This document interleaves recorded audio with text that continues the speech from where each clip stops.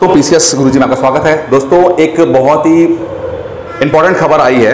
इस खबर के तहत यह है कि 5G जो है वो लॉन्च हो गया है हिंदुस्तान के अंदर। आज 1 अक्टूबर को प्रधानमंत्री मोदी ने 5G टेक्नोलॉजी जो होती है, इंटरनेट टेक्नोलॉजी जो है, उसे लॉन्च कर दिया है। अब ये चीज़ जो है वो हमारे लिए कितनी इंपॉर्टेंट है और किस तरह से हमारा जो पर्सनल जीवन है वो किस तरह अफेक्टेड होगा, क्या फ़ायदे होंगे, क्या नुकसान हो सकते हैं, हमें कब तक मिलेगा 5G, और सबसे इंपॉर्टेंट है जो हमारा फ़ोन है जो फिलहाल 4G में चल रहा है, तो क्या उसको फेंक देना चाहिए, मतलब वो किसी काम का नहीं है। तो इससे पहले कि आप अपना फ़ोन फेंक दें, पहले ये वीडियो देख लीजिए जिससे कि आपको थोड़ा सा आइडिया मिल जाए कि करना क्या है। पहले थोड़ा समझते हैं कि हुआ क्या है। देखिए, खबर ये है कि प्रधानमंत्री मोदी जी ने लॉन्च किया है 5G दिल्ली के अंदर।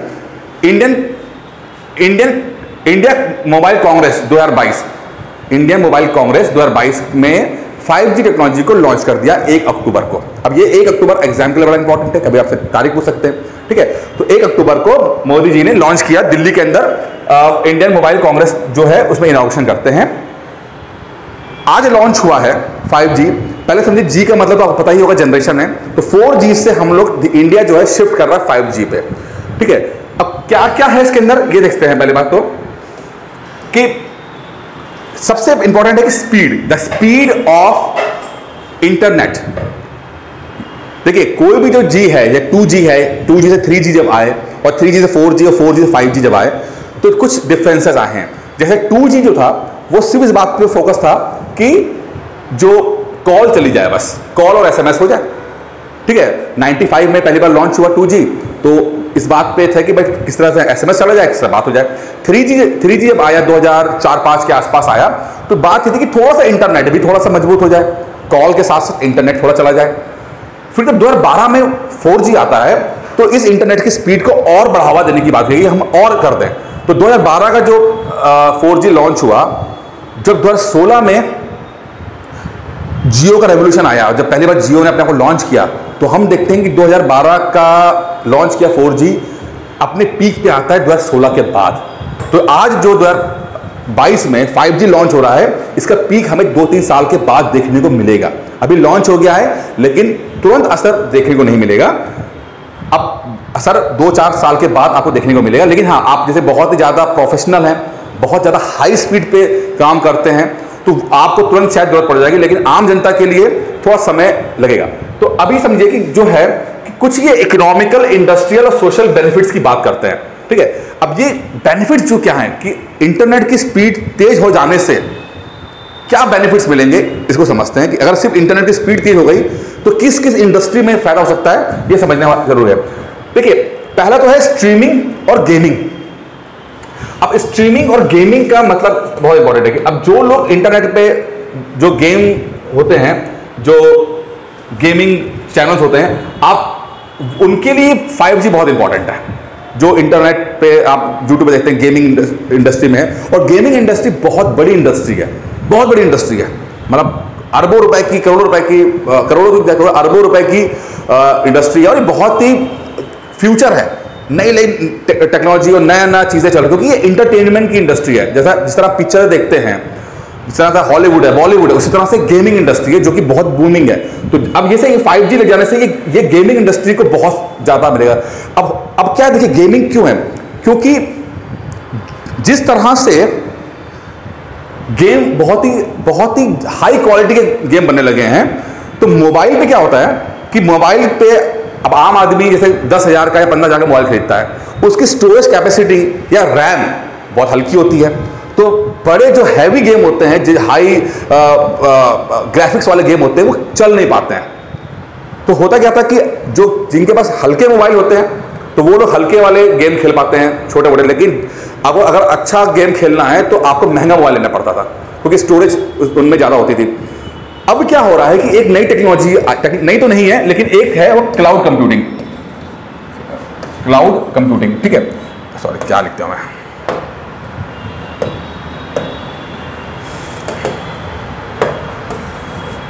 क्लाउड कंप्यूटिंग कहते हैं। इसमें क्या होता है, जिसमें आपको अपने मोबाइल पर स्टोर नहीं करना है, बल्कि क्लाउड में ही आपका सब कुछ स्टोर हो जाएगा। यानी कि आपका जो मोबाइल है वो सिर्फ और सिर्फ एक इंटरफेस बनकर रह जाएगा और सब कुछ जो है वो क्लाउड पे हो जाएगा। इसमें आपको बहुत महंगा फोन नहीं लेना, आपका फोन बहुत ज्यादा रैम वाला ना हो, बहुत ज्यादा स्टोरेज वाला नहीं हो, सिंपल मोबाइल से भी।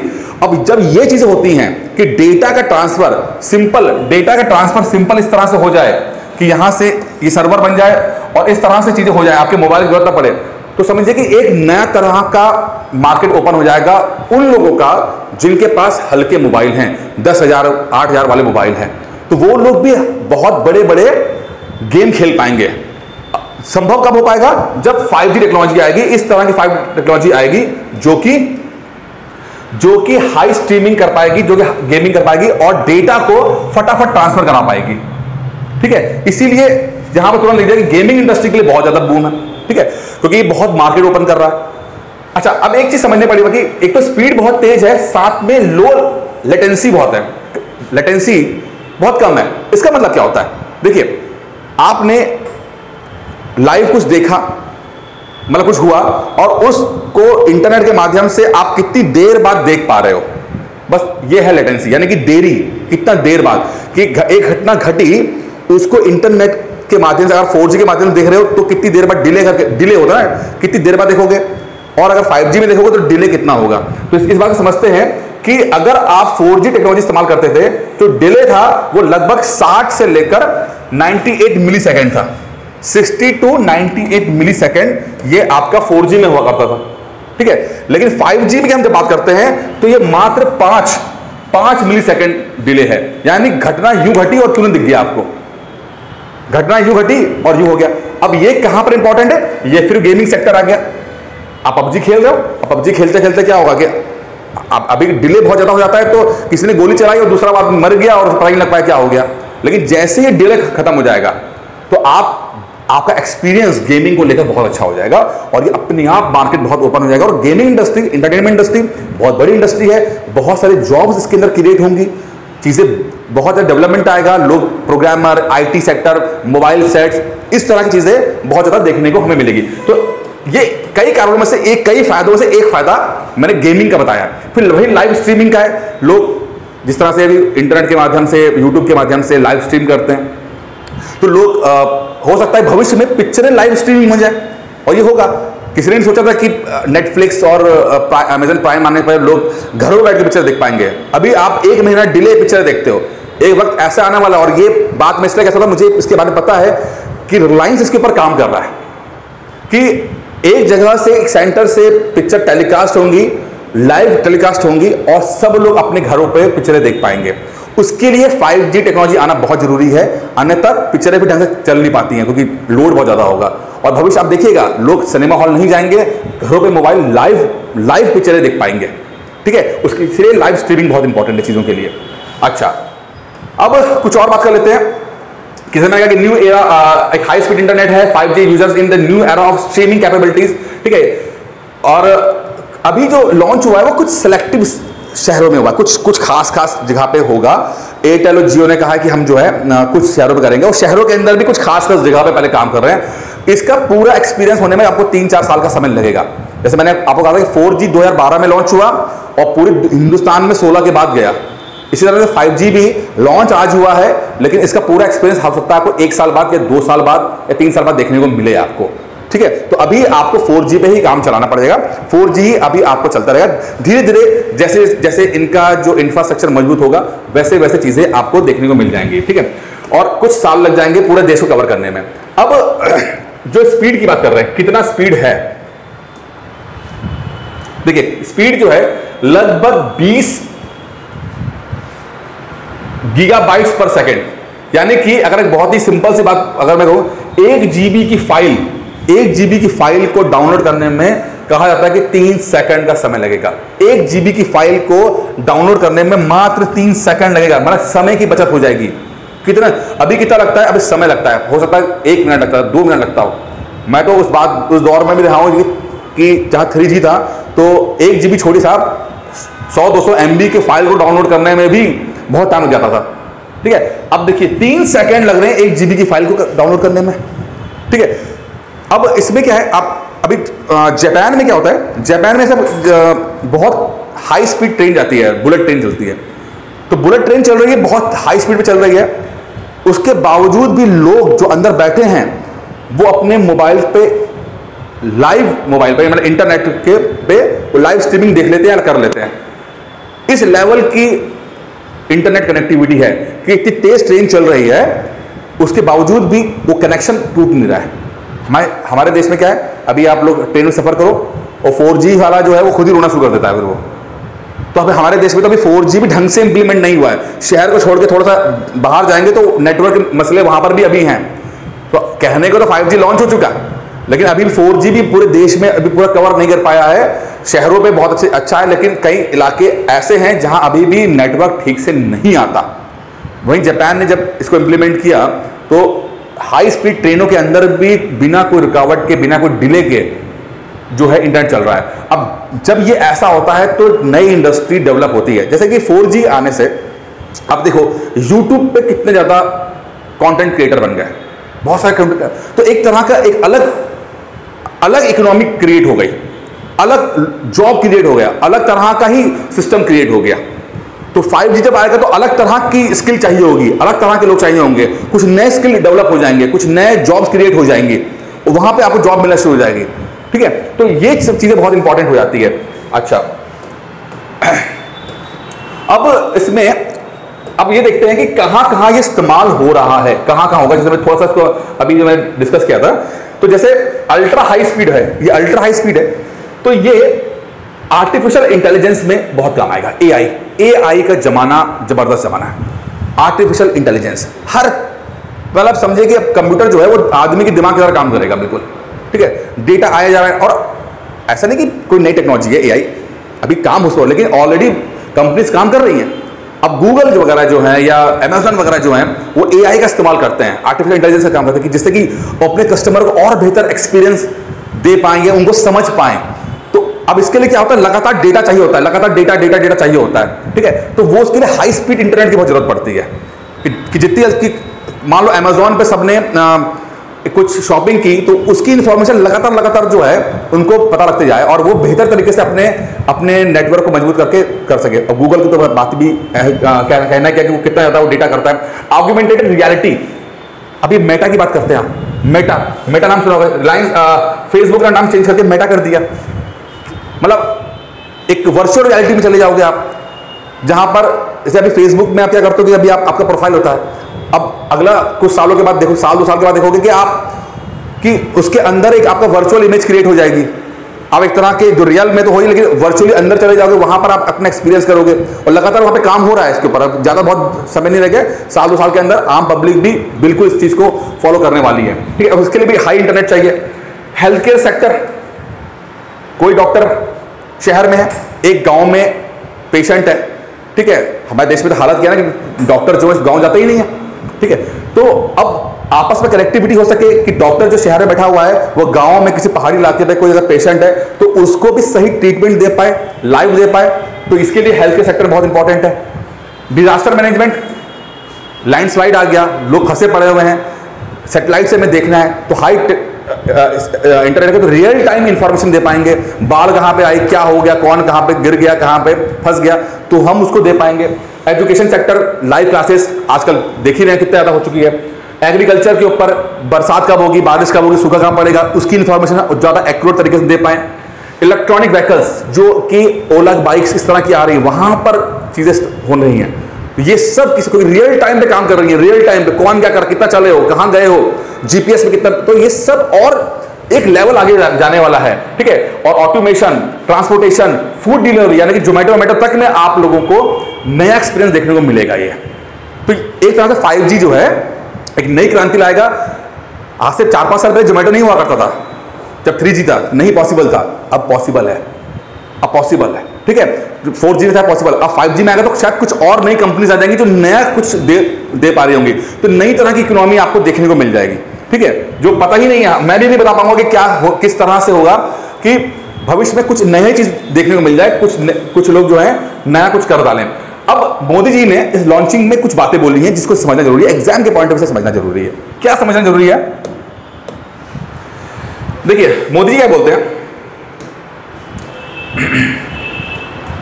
कि भाई मोदी जी का कॉन्सेप्ट डिजिटल इंडिया का।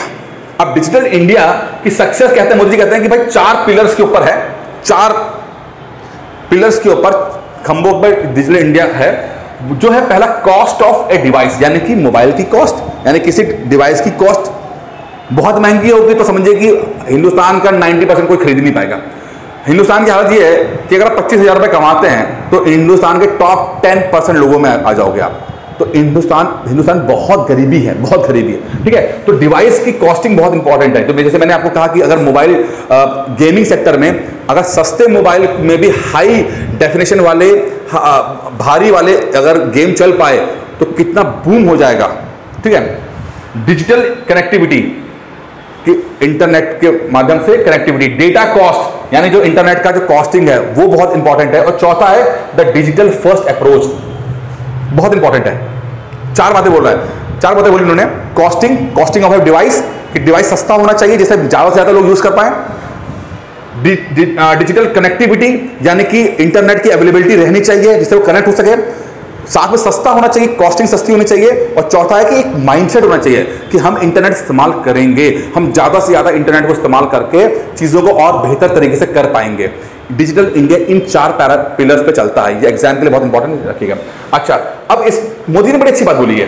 क्या बोला है कि भाई इंडिया ना अब वो नहीं कि सिंपल एक कंज्यूमर है कि भाई ठीक है कहीं पर इंटरनेट बना, 4G 3G बना और हम इसको एज अ कंज्यूमर इस्तेमाल कर रहे हैं। हम लोग सिर्फ कंज्यूमर नहीं है, हम सिर्फ मिडिल क्लास कंज्यूमर नहीं है।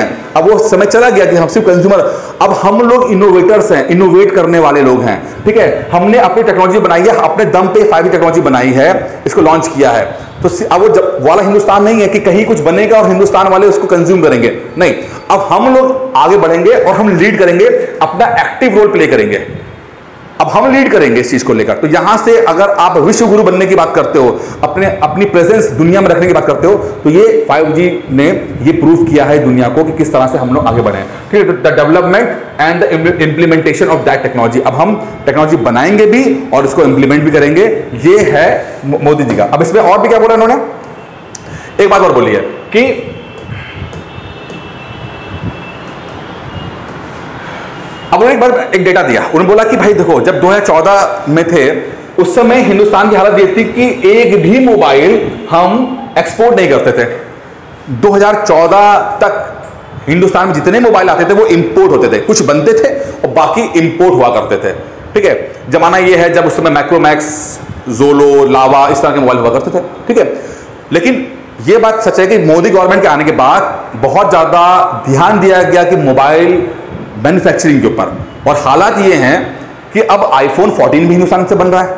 ठीक है, तो ये अपने आप में बहुत बड़ी बात है क्योंकि हमने करोड़ों का, अरबों रुपए का, थाउजेंड्स ऑफ करोड़ रुपए का हमने एक्सपोर्ट किया है मोबाइल फोन कंट्रीज में। अब iPhone 14 जो है वो अगर हम बनाकर एक्सपोर्ट कर सकते हैं तो उससे पैसा कमाया। हमने बहुत सारे मोबाइल्स बनाए जो अलग अलग देशों में हमने एक्सपोर्ट किया। तो पिछले 7-8 साल के अंदर एक कहां हम सारे मोबाइल इंपोर्ट कर रहे हैं और कहां हम मोबाइल एक्सपोर्ट करने लगे।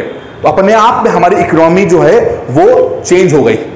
ठीक है, अब एक डेटा और दिया कि एक जमाना था जब 1 GB डेटा जो है लगभग 300 रुपए का पड़ता था। ठीक है, आज वही डेटा जो है वो लगभग हो जाएगा 10 रुपए का पर GB हो जाएगा। मुझे याद है कि 2016 से पहले इंटरनेट पे मैं इतना इस्तेमाल करता कि मेरा मंथली बिल जो 4,000 से 5,000 रुपए आता था। ये सच है, जो ये मोदी जी ने डेटा दिया कि लगभग 4,000 रुपए का जो आएगा, ये सच है। मेरे खुद का इंटरनेट बिल जो 4,000-5,000 रुपए आया करता, मैं इतना यूज करा करता था मैं। लेकिन जियो के आने से, 4G टेक्नोलॉजी को और बेहतर तरीके से इंप्लीमेंट करने से आज वो कॉस्टिंग 300, 400, 200 रुपए से ज्यादा नहीं है। और 5G के आने से ये कॉस्टिंग और भी सस्ती पड़ेगी। अगर कॉस्टिंग सस्ती नहीं पड़ेगी तो कम से कम स्पीड जो है बहुत ज्यादा हो जाएगी, एक्सपीरियंस बहुत ज्यादा अच्छा हो जाएगा। ठीक है, अब आखिरी में कि भाई 4G मोबाइल का क्या किया जाए, 4G मोबाइल का। तो मैं पहले बता चुका हूं आपको कि अपने मोबाइल को फेंकिएगा नहीं। 5G आ गया ऐसी खुशी में पानी मत डाल देना, क्योंकि 5G को इंप्लीमेंट पूरे हिंदुस्तान में होने में कुछ साल लगेंगे। हो सकता है 3 साल 4 साल का समय लग जाए। लॉन्च आज हुआ है, समय लग जाएगा, 2-3 साल तो लगे जाएंगे। तब तक आपका जो 4G LTE जो है, 4G लाइन, इसके माध्यम से आप अपना 4G एक्सपीरियंस करते रहिए। कुछ 5G का भी एक्सपीरियंस आपको मिल जाएगा, इसी से मिल जाएगा आपको, कोई ज़्यादा नहीं है। एयरटेल और जियो दोनों ने कहा है कि हमारे 4G जो LTE के माध्यम से आप 5G वाला भी एक्सपीरियंस कर लोगे, थोड़ा बहुत कर लोगे, लेकिन जब 2-3 साल का वक्त हो जाएगा, गुजर जाएगा, जब 5G पूरा इंप्लीमेंट हो जाएगा तो आप उस समय के साथ चेंज कराना। लेकिन अभी हाल फिलहाल साल 2 साल अपने मोबाइल को चेंज करने की कोई भी ज़रूरत नहीं है। दोस्तों, ये था 5G टेक्नोलॉजी पे जो लॉन्च हुआ है, उस पर कुछ महत्वपूर्ण बातें जो हमारे एग्जाम्स के लिए और जनरल इंफॉर्मेशन के लिए जरूरी थी। इस वीडियो में दोस्तों इतना ही था। धन्यवाद।